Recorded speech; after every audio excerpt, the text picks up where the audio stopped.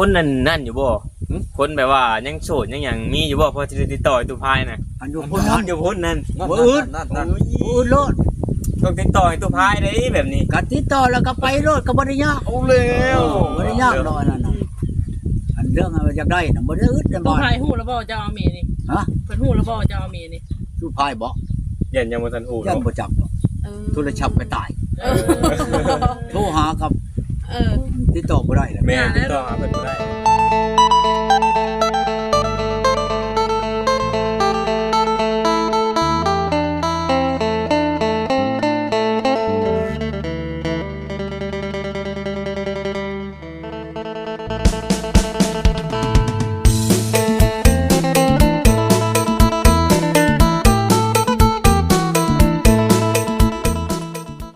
น้ำมันมันก็ค่อยๆใช้อยู่เช่นนั้นอันไทยคนไทยพุ่นใช้แล้ว ปตท ไปเลย บ่ กลับมาเลยกลับมาเลย อืม บ่ได้เสียอันนั้นขาดอย่างเราชื่อแต่น้ำมันใช้หมอนั่นก็ดี ซื้อน้ำมันใส่ไปกับเบิดเท่าไรตุซื้อน้ำมันใส่นี่ จักเบิดหน่อยเบิดหลายแล้วใช้แต่น้ำมัน700,000นั่นก็เลยเบิดเท่านั้น โอ้ บ่ได้มีหยัง วัดไทยจังน้องฮู้แต่ว่าให้ใส่700,000มันบ่ เออ 700,000นี่ไปกลับเนาะ ไปกลับคือเบิก700,000ไปกลับมาได้หั่นแหละ โดย มันก็สิยังบ่น้อยปานใดดอกนะหั่นมันบ่กินน้ำมันปานใดแล้วรถอันนั้นน่ะ อืมรถดีแม็กบ่ เอ เพิ่น อ ให้ นี่ บ่ แม่หั่น โอ้ตวไปซะ รถนี่บ่จะกินน้ำมันมันว่ามันเว้า โดย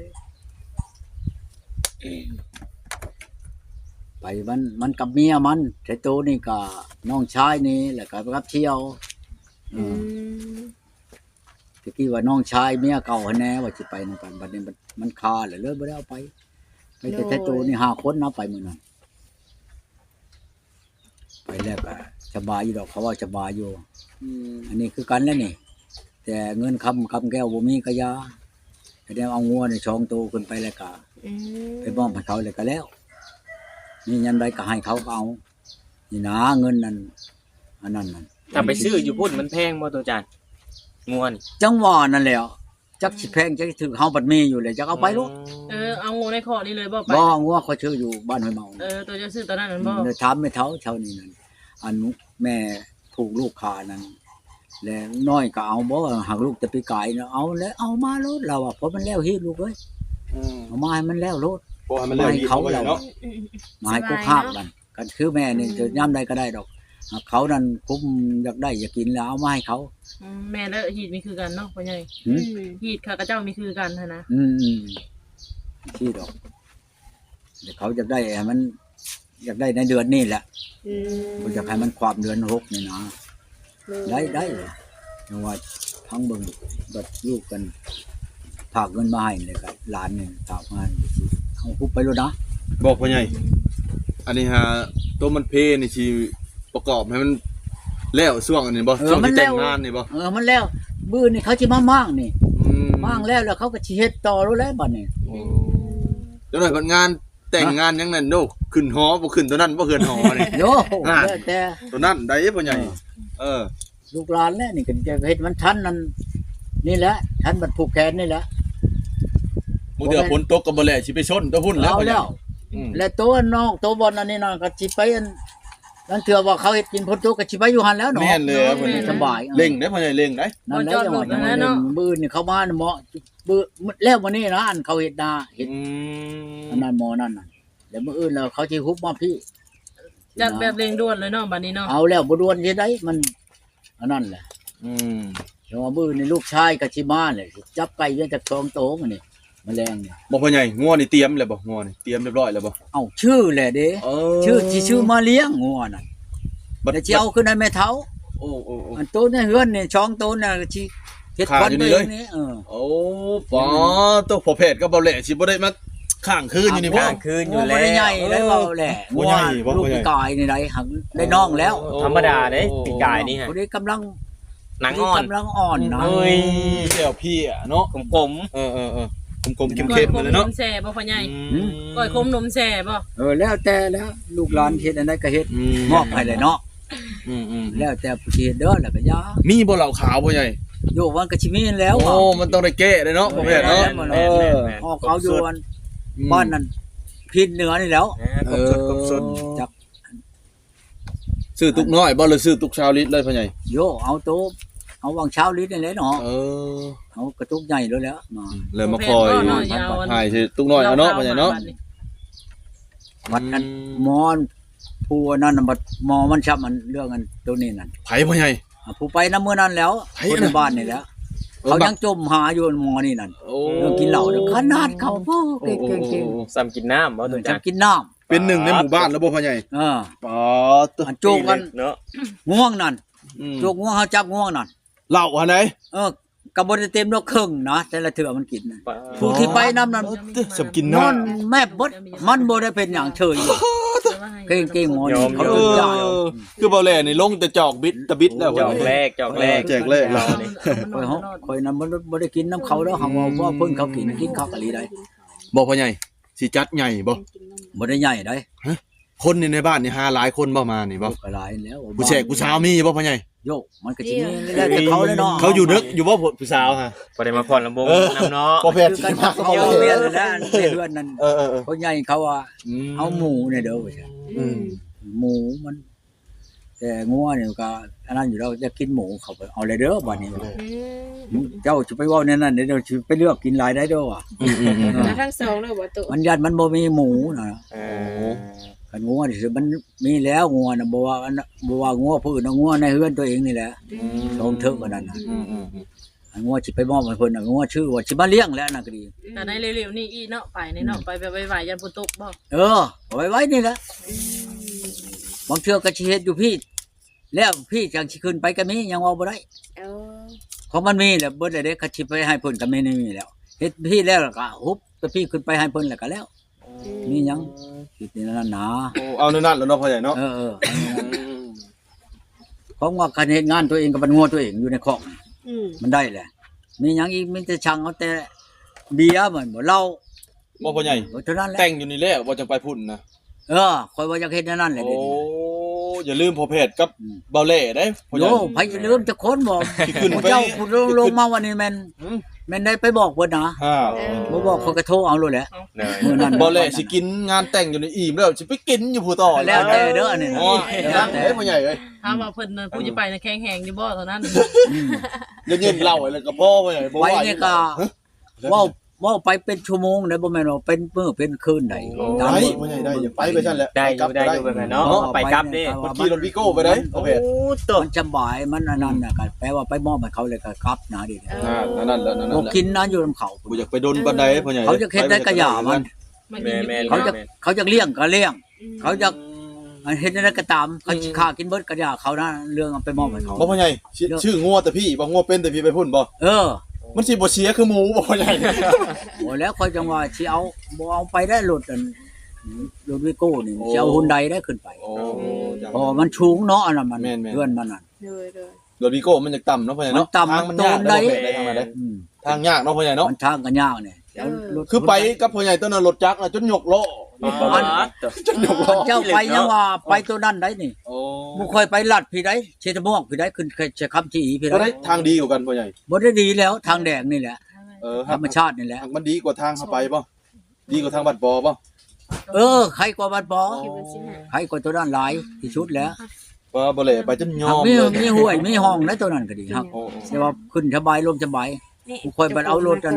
มีโก้ไป อืม เอาไปดื่ม นั่นอยู่เนาะ ดื่มมันถึกหั่นนี่จ้ะ มันมาก็มาทางนี้ไป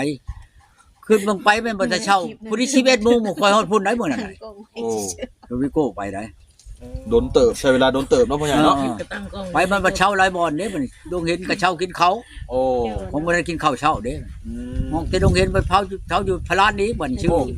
เหล้าชื่อเบียร์ชื่อห้องอยู่ห้องกินอยู่หันบัดนี้ โอ้ ออกจากเช่าอยู่เทศมอกอีกบัดนี้ บ้า ชามเตอเช่าได้บ่ หลายบ่อนเช่าสิบ่ใหญ่ บัดมานี่บ่ได้เช่าได้ใช้บัดมานี่ นั่นใจโห ยิงยาวเนาะ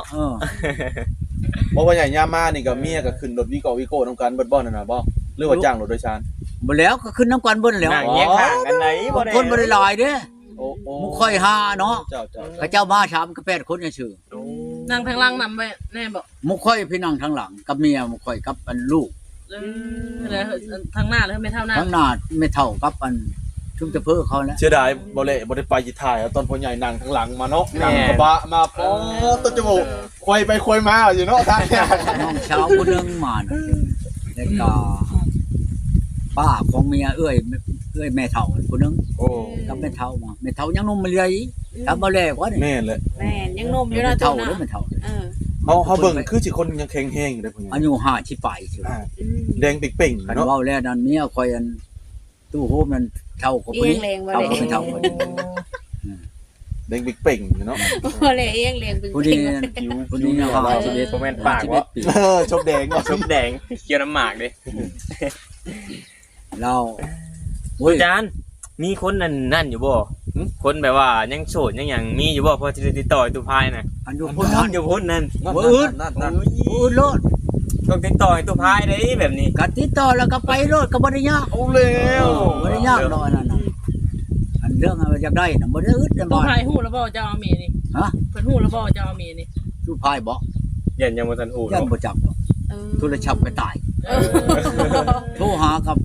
เออ ติดต่อบ่ได้แล้ว แม่ติดต่อหาเพิ่นบ่ได้แล้ว อย่า ตู้ บอ พาก ย ดอกบ่แดงกัน แต่ลูกมันอยู่ทำพี่น้อยนี่ก็โทรบอกวานนี่เอาแล้วเอามื้อได้พ่อเพิ่นว่าเอา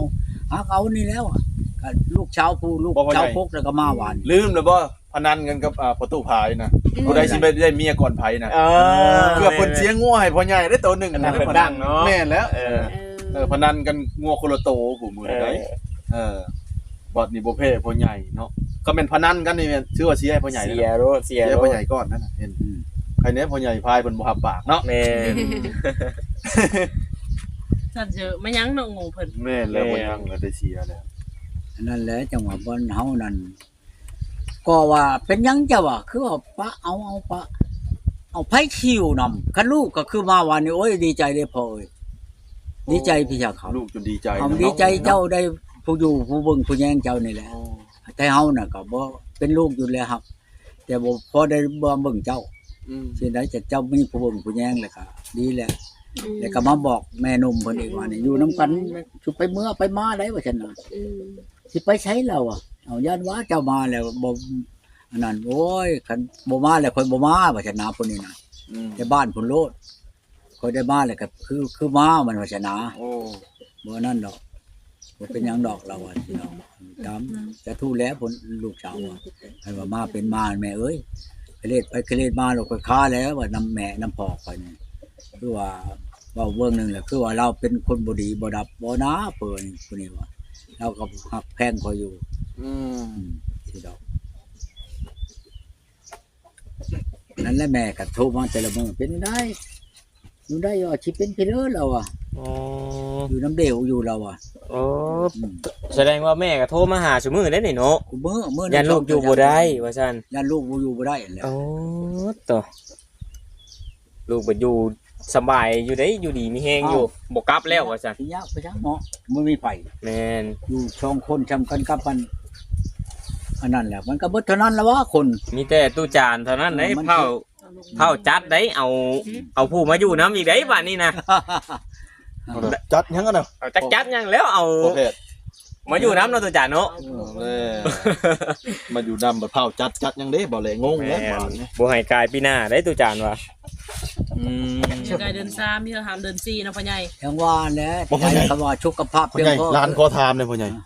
เอาบ่ลูกน้อยพ่อใหญ่ เอาแล้ว เอาบ่ บ่เอาบ่ได้ได เอาแล้ว เอานั่นแหละลูกน้อยนี่เราก็ยังหนุ่มยังชอบมันนี่ อืม เราว่าตามใครคันว่าค่อยคืออันแต่เก่าเราว่าหากจักแรกคือเดี๋ยวนี้คือแต่เก่านะมันบ่ความเดือนความดาวไปแล้วล่ะว่าค่อยก็อยู่แล้วลูกค่อยนั้นท้ายปีหัวปีแล้วอ่ะอันลูกผู้ก่อนน่ะ โอ้ เนี่ยเอาผัวผู้ก่อนน่ะหรือว่ามันเป็นนำแต่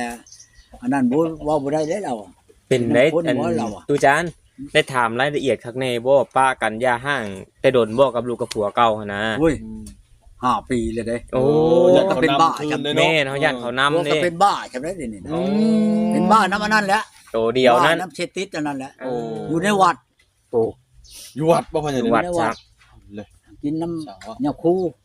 กินข้าวน้ำยาคูว่าจัน ตอนนี้นะ เขาเว้านะอัน เพิ่ง นี้ วัดเพิ่งศีล เขา นะ เว้า พ่อ ดอกเราก็บ่ยังนี้เขาเว้าเราอ่ะ โอ้ เขาบ่ได้ถามหาดอกเราอะเขาเบื่อเขาเบื่อบักกันนั่นมันเว้านี่เลย